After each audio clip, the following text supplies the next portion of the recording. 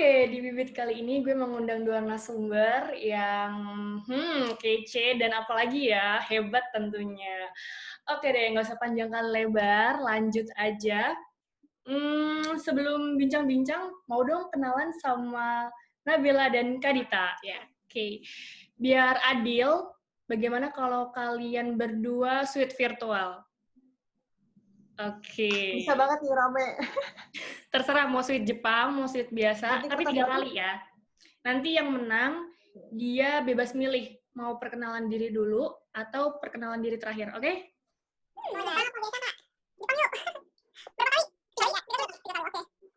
Gunting kertas batu. Kali satu. Oke, berapa lagi? Kertas batu.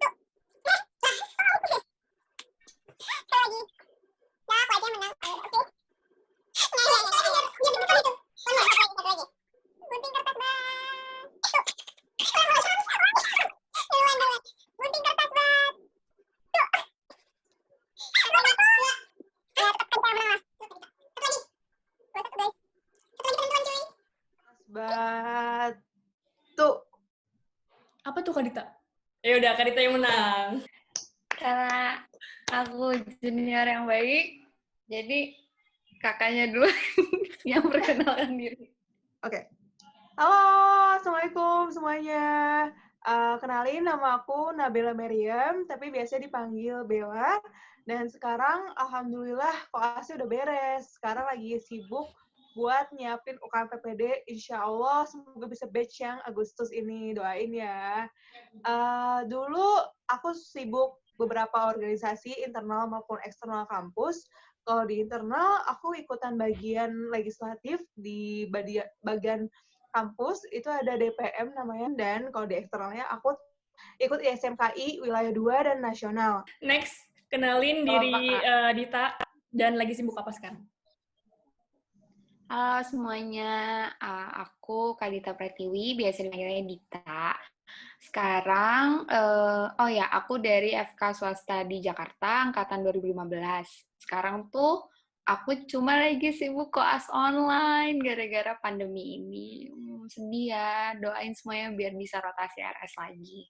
Semangat, amin. Terus aku itu pas kuliah ikut di internalnya ikut senat mahasiswa FK di kampus, bidangnya Kastrat, kajian dan strategi.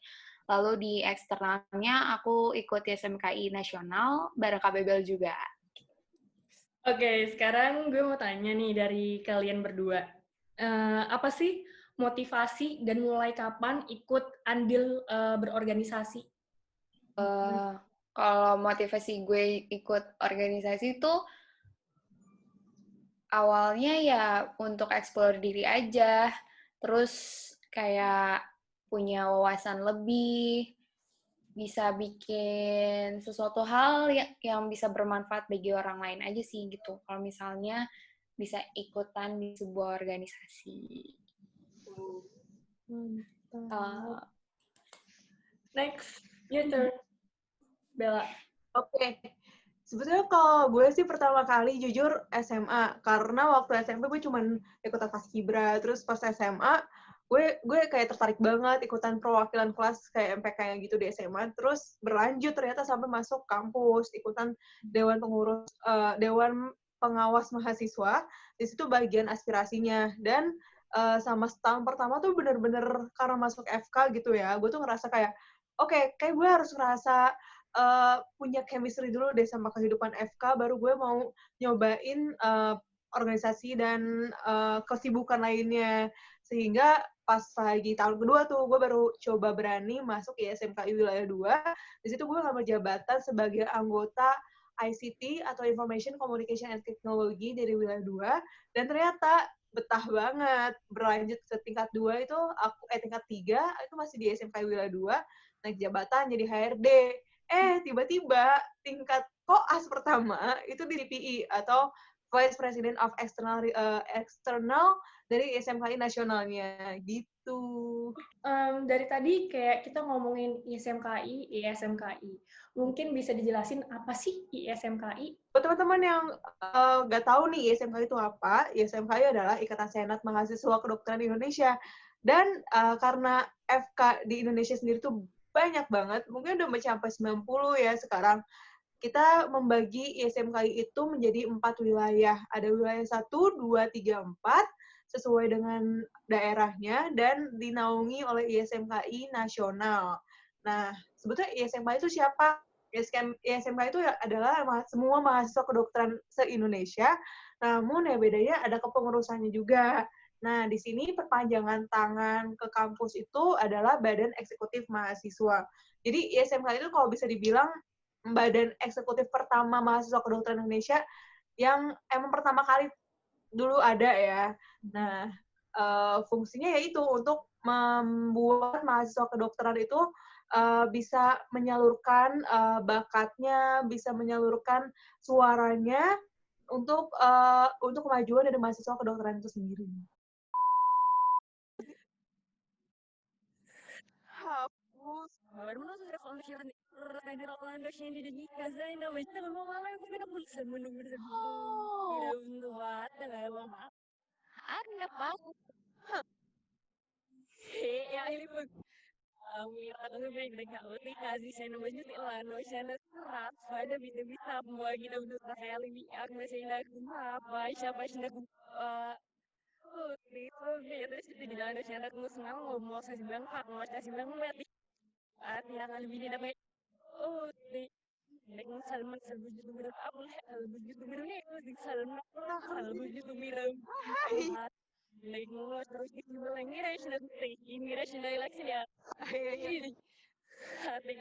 Oke, itu intermezzo aja. Oke, pantesan gue ngerasa rada awkward waktu kita makan sushi di Jepang. Sekarang gue mau tanya, sebenarnya ada organisasi apa sih di dalam kampus dan di luar kampus, atau kegiatan apa aja yang bisa diikutin oleh anak-anak FK dan non-FK? Gue lebih ke ngikutin volunteer gitu. Jadi apa ya? Jadi di situ tuh kita bisa explore apa yang kita mau, apa yang fit in di kita sendiri. Dulu tuh gue ikut di masalah pendidikan sama ekonomi adik-adik SD yang kurang beruntung gitu. Jadi ada dulu namanya Life for Edu, itu bergerak di bidang pendidikan. Terus pernah juga volunteer jadi LO di yang on top gitu.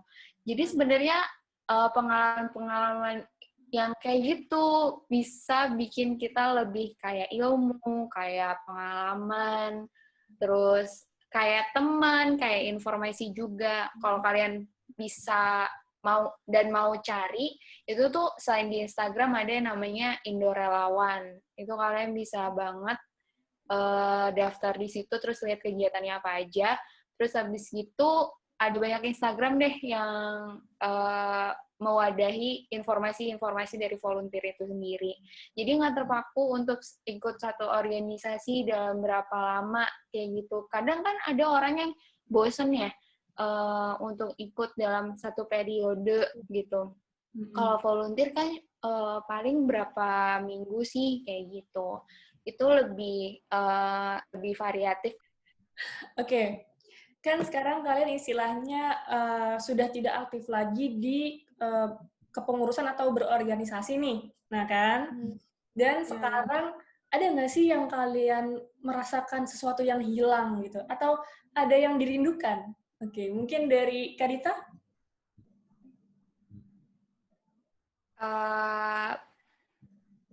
Ini sih, gue kehilangan banget momen-momen sibuk sama teman-teman ngerjain satu project, atau misalnya sibuk tuh udah selain kuliah, terus mesti keliling nemuin atau audiensi gitu ke institusi-institusi yang kayak dari ujung Jakarta ke ujung Jakarta lagi, dan itu udah ngabisin waktu, ngabisin bensin, dan gak dibayar. Tapi happy gitu loh.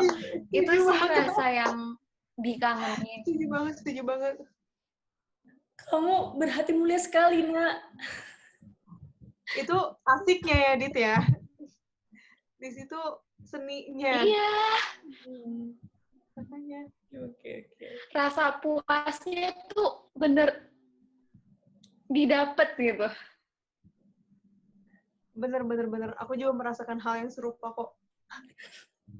Jadi kalian ini 2 orang yang nggak bisa diem ya, ulet semua nih. Oke. Gak bisa, kalau diem di rumah tuh kayak bosen gitu. Makanya pas di corona tuh kayak, gue pengen keluar Aku main. ingin keluar, aku ingin aktivasi.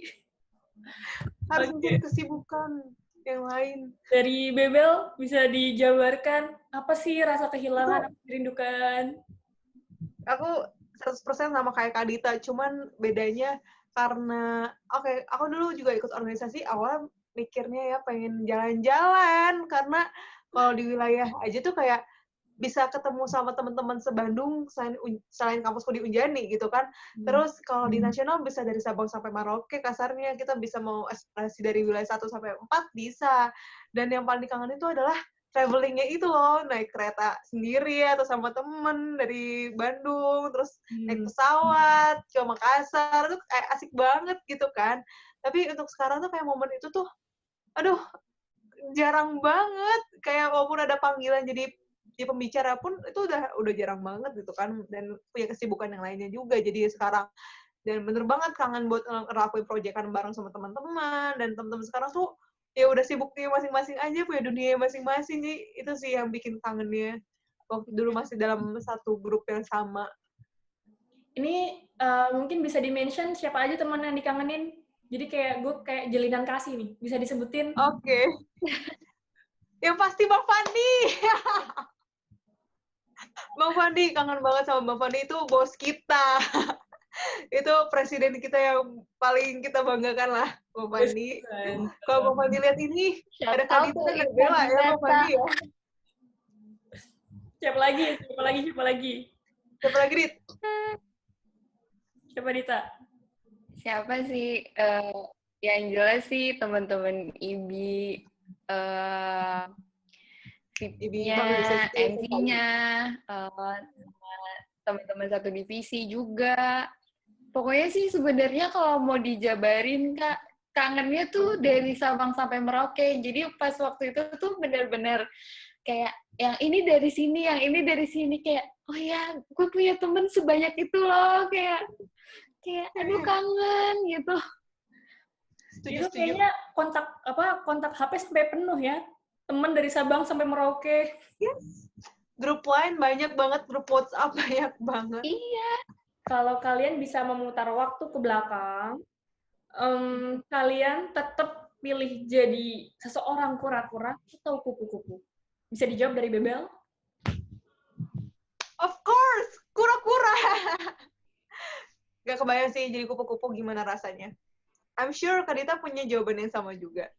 Oke, mungkin Kak Dita paginya kupu-kupu, malamnya kura-kura gitu. Gimana? Double. Enggak sih, Kak. Aku emang kura-kura banget, karena menurut aku, ya itu, waktu tuh harus dimanfaatkan sebaik mungkin. Kalau bisa buat explore diri lebih, kenapa enggak gitu. Selama itu enggak membebani tugas utama kita sebagai seorang mahasiswa atau seorang anak di rumah. Jadi tetap ya kura-kura ya, nomor 1. Oke. Dari tadi kayaknya tegang banget nih pertanyaannya. Mungkin kita mau main game sedikit. Ada games. Kalian bisa persiapkan pulpen dan kertas. Nih. Ups. Di sini gue mau ngasih ada 9 list. Dan kalian ngurutin dari 1 sampai 5 aja sesuai prioritas. Oke, kalian. Gue sebutin ya 1 sampai 9-nya ya. Yang pertama itu ada me time.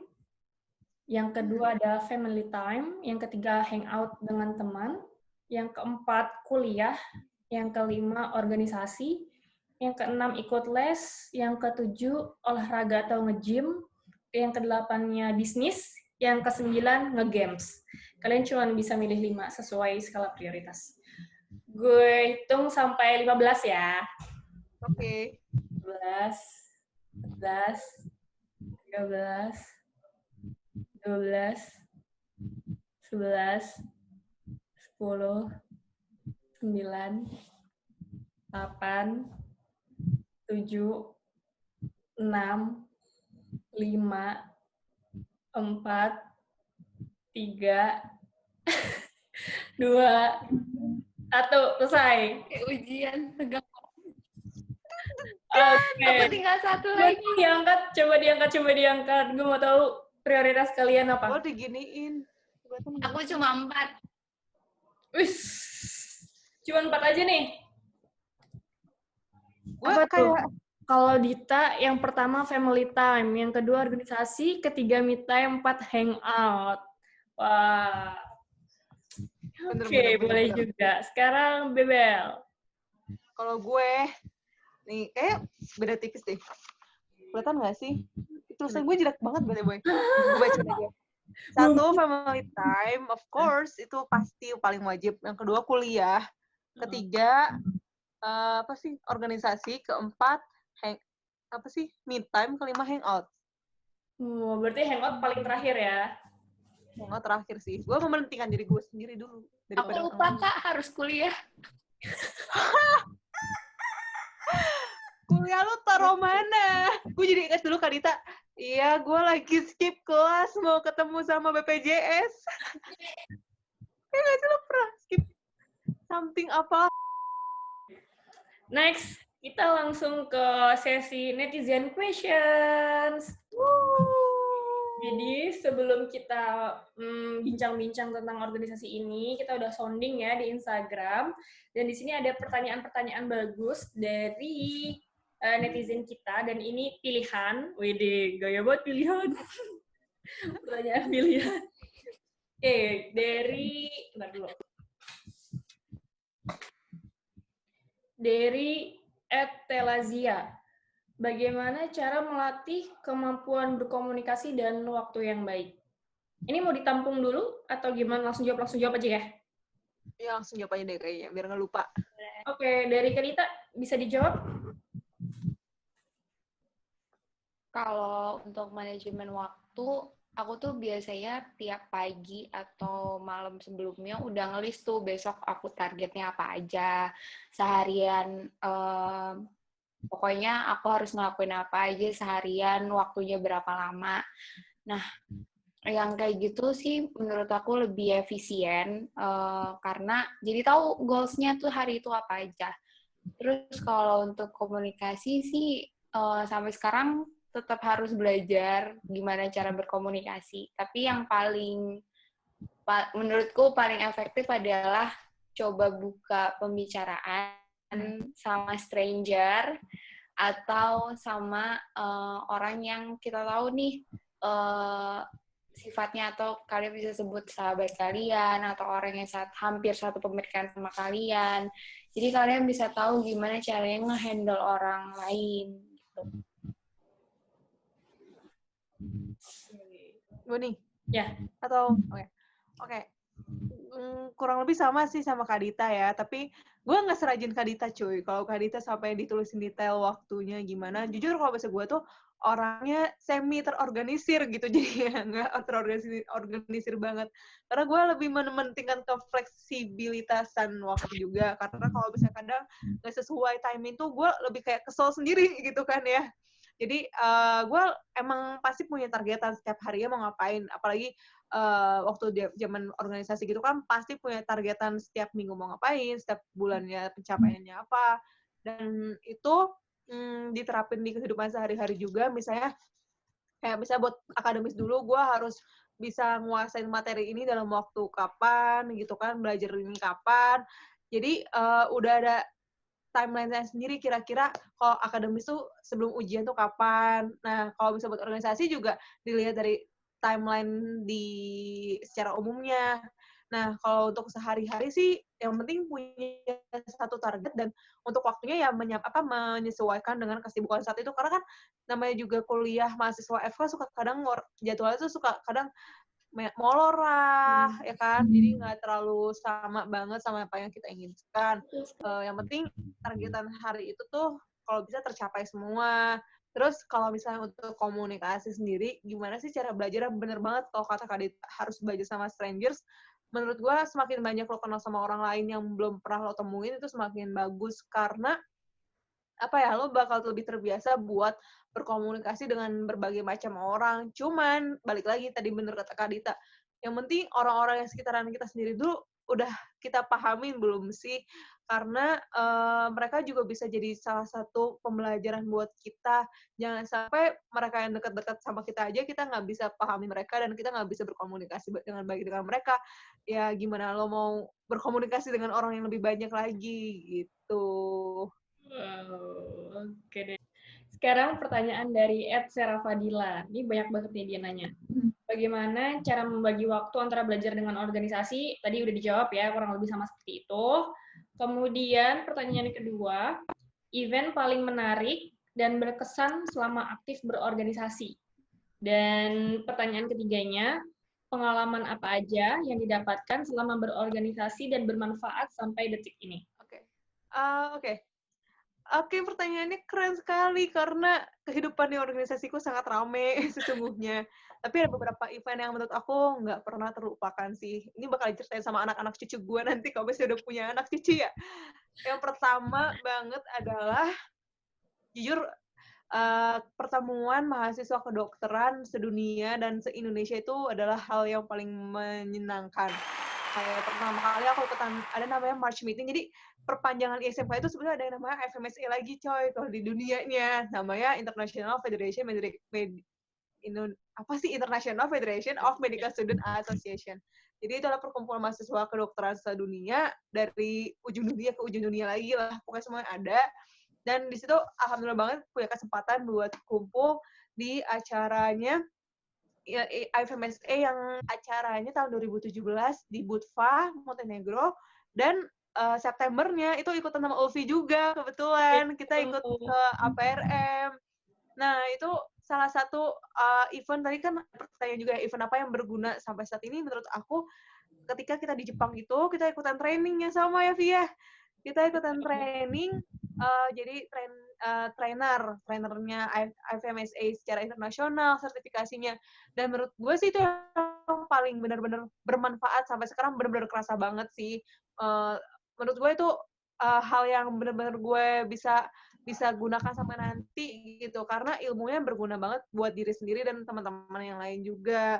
Bisa buat sharing juga. Nah, yang pasti saat kumpul-kumpul mahasiswa kedokteran tuh rame banget sih. Lo ngerasa kayak lo bukan sendirian di dunia kedokteran ini, dan lo punya teman-teman banyak di luar sana, nggak cuma di kampus lo aja. Asal lo pengen punya keinginan lebih daripada mereka yang nggak mau kenalan mungkin sama teman-teman yang lainnya. Itu sih. Gila. Kalau misalnya tambahan lagi, gue pernah ketemu sama ya dirjen-dirjen di Kemenkes waktu itu, sama Kak Dita juga. Itu seneng banget sih bisa ketemu juga sama Dirut BPJS. Itu aduh, waktu-waktu yang pengen gue ulang rasanya, kayak ngerasa paling penting aja gitu, bisa bertemu sama mereka orang-orang penting, ya nggak sih, Dit? Kalau aku lebih ke momen kan ya, momen di mana satu hari kita harus ada di beberapa event.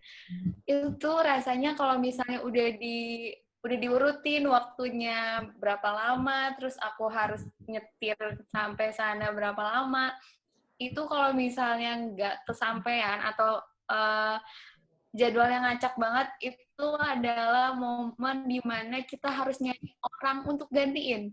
Dan itu thanks banget sama ISMKI Wildu yang ada di Jakarta, mau anaknya kayak mana pokoknya ada di Jakarta, itu mereka siap sedia loh buat ngegantiin. Iya Kak, bisa Kak, bisa. Emang kayak jalan Allah banget gitu loh, kayak Kak, aku kelasnya diundur, sampai sana aku bisa sampai jam segini, kira-kira masih keburu nggak ya acaranya? Masih keburu kok, ya udah mereka pergi gitu loh. Kayak itu tuh bener-bener hal yang kayak aku bersyukur banget sih.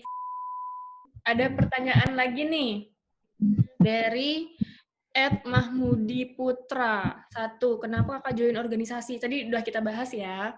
Terus yang kedua, organisasi apa yang paling disukai? Jawab bareng-bareng mungkin. 1, 2, 3. Yes, FKI! SMKI. Oke.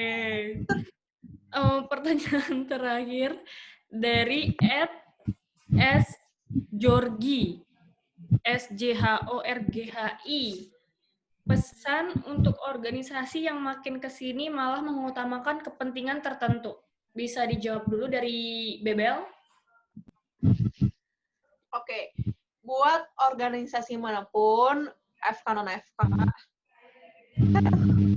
masih nggak habis pikir sih, kenapa ada orang-orang yang masih berpikiran punya kepentingan pribadi dibandingkan kepentingan dari organisasi. Sebetulnya esensi ikutan organisasi itu apa sih?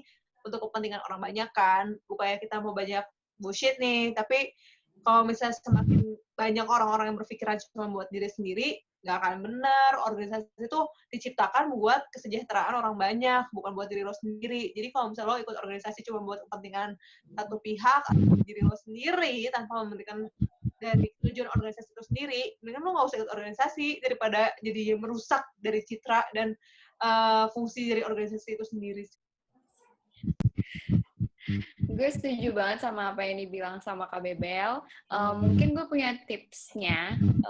Salah satunya adalah mungkin kalian harus baca apa ya?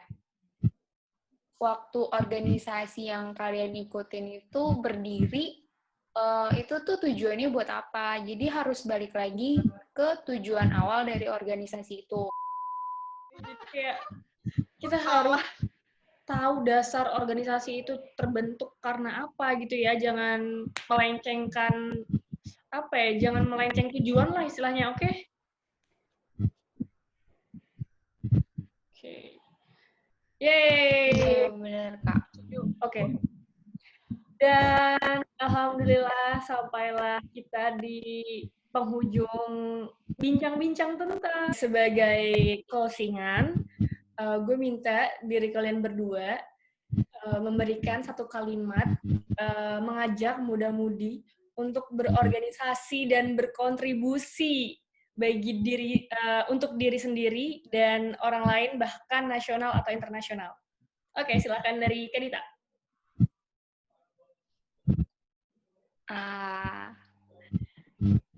Tapi jangan ketawa ya. Jadi ketawa kan? Kalau dari aku, organisasi biar hidup lo nggak basi. Asik. Dari Bebel, penasaran nih. Gue kayak panjang banget gak sesingkat itu. Oke. Kalau kata Soekarno, berikan aku 10 pemuda, maka akan kuguncangkan dunia. Kita anak muda, masa mau gitu-gitu aja? Oke. Terima kasih kepada Nabila dan Kadita udah mau mampir dan sekaligus jadi narasumber di Bibit Gue. Thank you. Selamat malam. Terima kasih, Upi. Iya, Sampai ketemu Terima kasih, lagi. Kak Upi.